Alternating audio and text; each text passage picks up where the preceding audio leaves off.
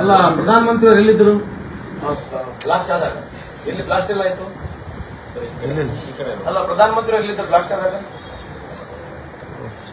ಎಲ್ಲಿದ್ರು ಬ್ಲಾಸ್ಟ್ ಆದಾಗ ಪ್ರಧಾನಮಂತ್ರಿ?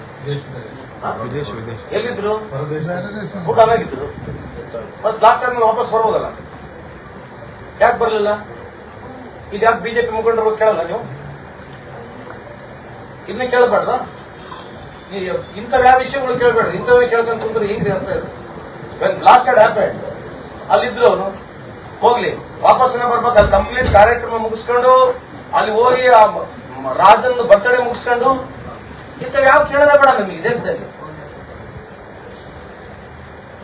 ಓಲ್ Bihar election is mocked up mess, fraud ಆಗಿದೆ.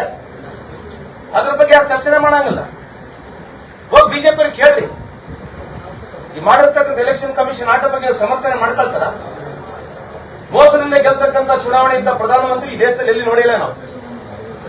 ಮೋಸ ಮಾಡಿ ಗೆಲ್ತಕ್ಕಂಥ ಚುನಾವಣೆಗಳು ವಿಶ್ವಗುರು ಆಗಿರ್ತಕ್ಕಂಥ ಪ್ರಧಾನಮಂತ್ರಿ ಅವರಿಗೆ ಹೆಗ್ಗಳಿಕೆಗೆ ಇದು ಬಹಳ ದೊಡ್ಡ ಸೂಕ್ತ ಆಗಿರ್ತಕ್ಕಂಥದ್ದು. ಅವಾರ್ಡ್ ವಿನ್ನಿಂಗ್ ನಾವು ಅವರಿಗೆ ಅವಾರ್ಡ್ ಕೊಡಬಹುದು.